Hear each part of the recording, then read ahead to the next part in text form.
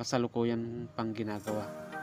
Kaya pupuntahan natin at titignan natin. Yun, nandun sa banda doon, malapit sa barangay hall. Yan yung covered court na nalalapitan na natin. Covered court. Yun, nadatnan ng bagyo yan, kaya inumpisan na nila yan, kaya lang hindi tinigil nila kasi may bagyo, yung bagyo na last na dumaan dito sa Ilocos Sur. Pero ngayon sinisimulan na ulit, ginagawa.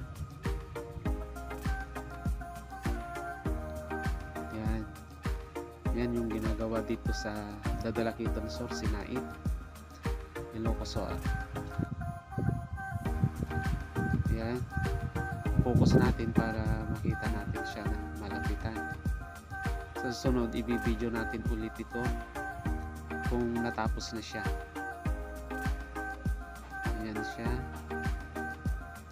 may ginawang tulay para makapunta sa mga ginagawang kubo. May mga kubo dyan. Yan, pwede kayong pumunta dito at mamasyal kung gusto nyo ng mapresko. Yan, pupuntahan naman natin yung iba. May mga iba-iba yung mga pwedeng pasyalan dito sa Dadalakitan. Pupuntahan natin yung seawall na kapag gabi pwede naman dito mag-relax, magpahangin at panoorin yung paglubog ng araw. Yan, pupuntahan natin.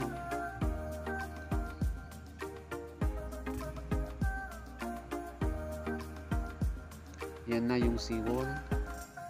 May mga ilaw na dyan kapag gabi. Pinagyan na ng ilaw.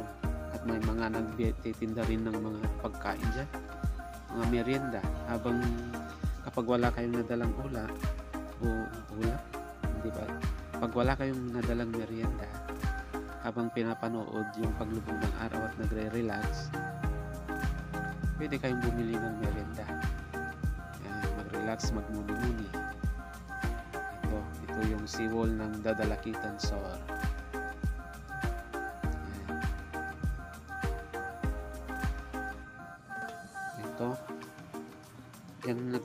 Yan pa lang yung seawall, pero balak nila itong i-extend papunta doon sa mga floating cottage.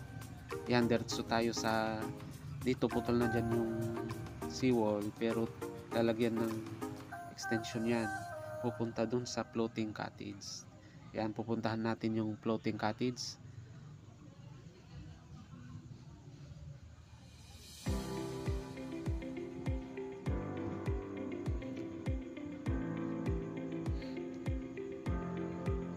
Yan, nandun. Makikita natin yung mga floating cottage. Lapitan natin. Titignan natin kung nailagay na. Kasi nailagay na nila noon yan, pero inalis din nila ulit kasi may malakas na bagyo na darating. Itong huling bagyo. Ano ang pangalan ng bagyo na yan? Yan, oo, marami na. Marami nang nailagay dyan na floating cottage. Yan, napakarami. So makikita natin magkakadikit yung mga floating cottage dyan. Yan, magkakadikit sila.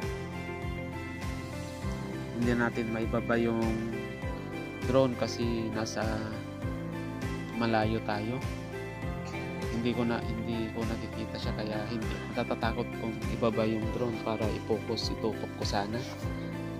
Kaya hanggang sa taas lang siya kasi medyo malayo na siya sa bahay.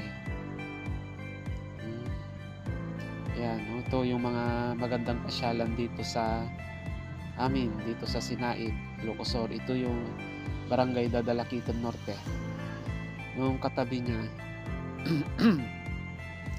Yung katabi niya ay Dadalakitan Norte. Yan, nakita na natin.